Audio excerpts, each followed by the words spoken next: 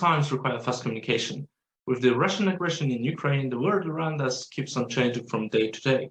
Here at the Pulaski Foundation Warsaw Security Forum, we keep helping our Ukrainian friends with the advocacy activities, but we are also providing knowledge to the broader world about the long-term consequences of the war in Ukraine. Today's focus on Russia-Ukraine war, short talk with Bart Szewczyk, former advisor on global affairs of the European Commission and a former member of policy planning staff in the US Department of State, answers 3 questions about the US-European Union cooperation on Ukraine's future, what are chances and the red lines. Bart, great to have you here.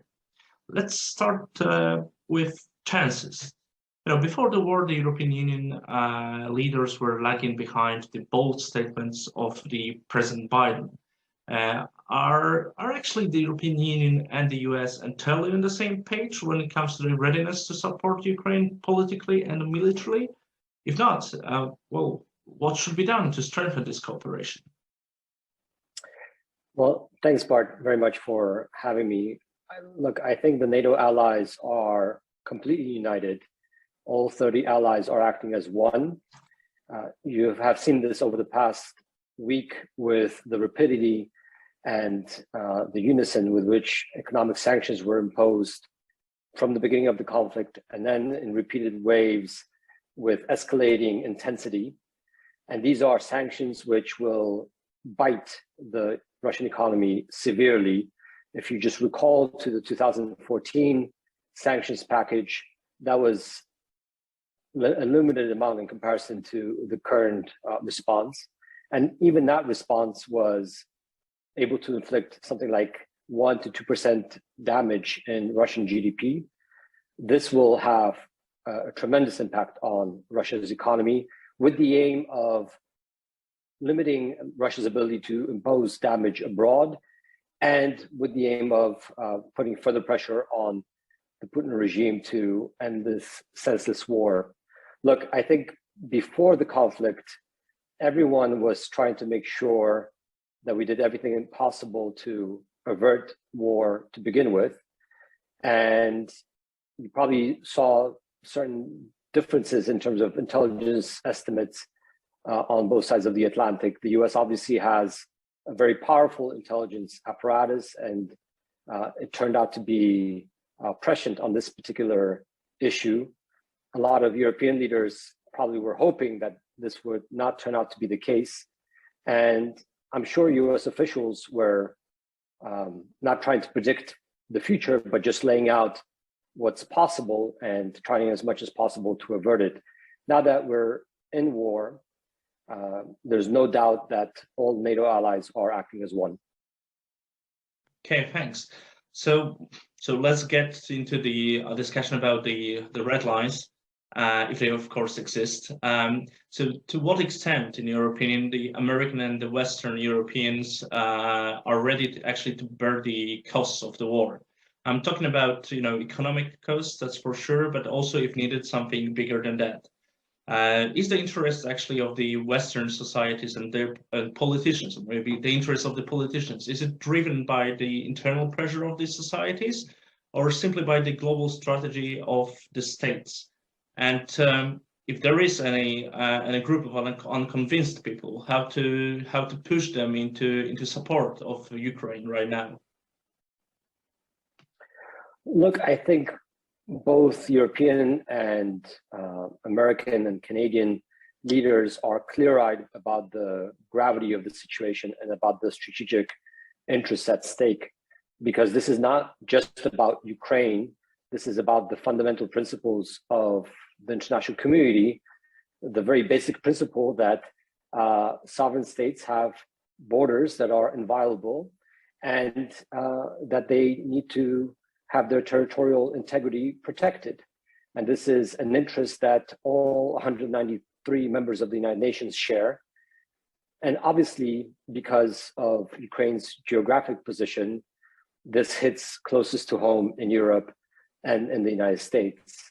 And so it's, at least to my mind, without a doubt that across the board, across the NATO alliance, all leaders are clear-eyed about the stakes involved.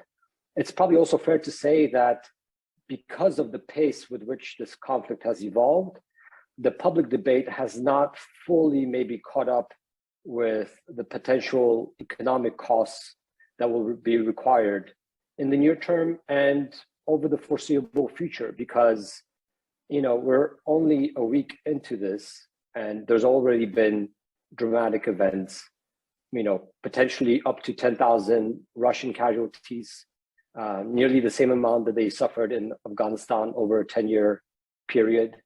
Obviously, the human costs and suffering of Ukrainians, over 1 million refugees fleeing Ukraine, and this is only within a week.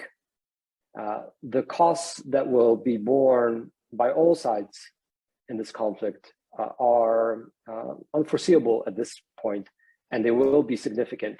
But I think what's important is that leaders are clear-eyed about the stakes involved. The publics are also clear-eyed about who is on the right side of history here and who is the aggressor.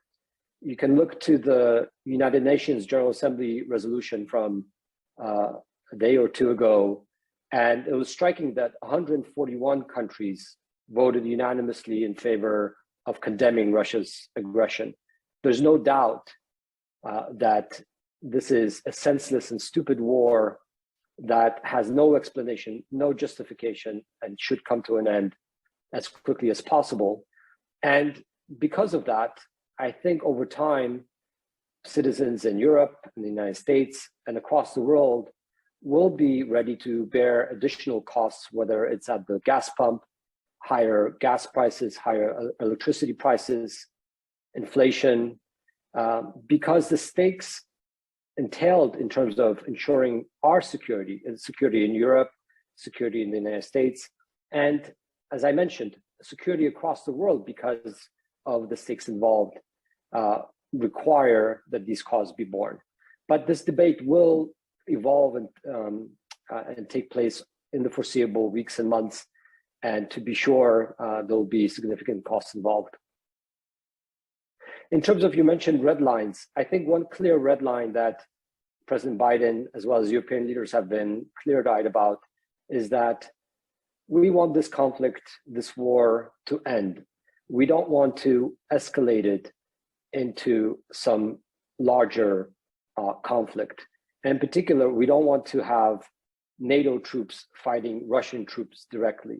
This is what we've spent 80 years during the Cold War and in the post-Cold War period, ensuring that did not happen because of the unimaginable costs entailed in a potentially nuclear exchange. And so we will be clear-eyed about this red line, that we will not want to have direct confrontation between NATO troops and Russian troops. At the same time, we've also been clear-eyed about the fact that we will support the Ukrainian people and the Ukrainian defense forces and Ukrainian resistance to all potential measures possible. And in fact, up to only a week ago, you only had basically the United States, along with a couple of other countries, providing military aid to Ukraine. The US itself provided over $2.5 billion since 2014 in military aid. Within a week, that number jumped from just a handful of countries to 25 across the NATO alliance, including Australia, a NATO partner, and including the European Union, which, as you saw, committed 500 million euros to financing both military aid and humanitarian aid. This is unprecedented. And look, sometimes people make the mistake of thinking that Russia has escalatory dominance because of its proximity and its sizable military forces close to Ukraine and now in Ukraine. But in fact, we, the NATO alliance, along with NATO partners, represent over half of global GDP. And if Putin is intent on dragging out this senseless conflict over the foreseeable months and years, we can provide the arms, we can provide the sustenance for Ukrainian resistance indefinitely. And at a certain point, Putin and his clique will have to see this and hopefully will withdraw. Great. Well, while talking about the unprecedented actions, the question is whether this is all only about Ukraine, and what are the long-term chances that the war actually changes the whole European Union attitude towards new members. We have heard about Ukrainians right now trying to become a member. This has accelerated quickly. But the same goes for Moldova and Georgia. So in your opinion, what are the chances that those countries would indeed become the members of the European Union? And has it changed anything in the attitudes of the European politicians, both in Brussels and in the respective member states? Well, certainly you've seen the doors flung open for Ukrainian refugees coming to Europe, first and foremost to Poland, Hungary, Romania, and Slovakia, as well as Moldova, which did not expect to be a recipient of refugees, but all of a sudden is hosting upwards around 100,000 refugees. And so essentially within a week, over 1 million Ukrainians became nearly full-fledged European citizens, because just yesterday, the Council of the EU granted Ukrainians refugee status for at least a year, up to 3 years. And with that status, they have full residency privileges, access to housing, education, work, healthcare, social assistance, and even the right to vote in certain local elections in some countries. And so I think you have seen a sea change in terms of attitudes in Europe and the overall outpouring of affection and generosity and truly open-hearted goodwill towards Ukrainians. And I think that same sentiment will also spill over to other countries which are luckily not occupied currently or in an active war as Ukraine, but certainly to countries like Georgia and Moldova. Now, obviously, it's a pretty well-trodden debate over EU accession and all the difficulties that process entails, and having to convince 27 member states within the council, in some cases, individual national parliaments. And so I think today and right now is not time for that debate. That process will keep going over time.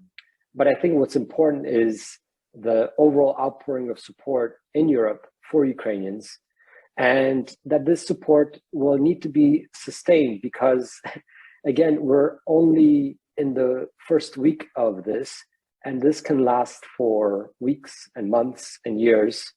And 1 million refugees can turn into 10 million refugees. I'll just give you a point of comparison. In Syria, the most recent largest refugee crisis, it took 2 years before you had 1 million refugees from Syria seeking shelter initially in Turkey, Lebanon, and Jordan. Here, this happened within a week. Ukraine is over twice the population of Syria. 44 million people could easily be, half of Ukraine's population, as in Syria, could easily be displaced by this conflict. We don't know where and how this will continue to evolve. We've seen the brutality of the Russian army, and in some ways also the near irrationality or senselessness. This attack earlier overnight on the nuclear power plant is just unthinkable, because what gain could be had from firing randomly at a nuclear power plant? And just imagine if the attack was misdirected and actually hit one of the reactors. And so, as the Russian military gets bogged down, and they have not predicted the difficulties that they would face in this conflict, the resistance, the bravery and courage shown by the Ukrainian people, and also the unity of the West, of the free world writ large, not just NATO allies, as unified as we have been, but nearly the whole world. Basically, Russia's only allies are North Korea and Belarus. Those are the countries that are willing to vote with it in the UN General Assembly. And so I think, going back to your initial question, we're in this for the long haul. We will need to ensure that the initial enthusiasm and the outpouring of support on behalf of Ukrainian refugees in terms of providing humanitarian assistance into Ukraine, providing food and medicines into Ukraine, establishing the humanitarian corridors, that is sustained. And then that we continue to supply anti-tank missiles, anti-aircraft missiles, ammunition, body armor, and anything else that's needed by the Ukrainian army. And then if it turns into a resistance force, the Ukrainian resistance, because ultimately Putin has to fail in this senseless war and we must prevail. Thanks, Bart. I guess it would be actually fair to admit or underline to our Georgian friends that indeed there is a part of Georgia that is occupied by Russia, and we all remember about that fact. But yes, indeed there will be a lot of efforts, of long-term efforts to actually support from at least Polish side all those countries in their path to the membership in the European Union. I hope that this short conversation actually gave us all some food for thought. The Warsaw Security Forum will keep on continuing with this series of short interviews to bring you all our speakers and their expertise. Apart from that, I encourage you all to follow our advocacy activities with the newly established partner entity that is called International Center for Ukraine Victory.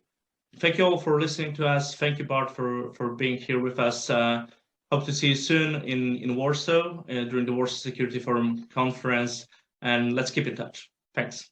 Thank you very much.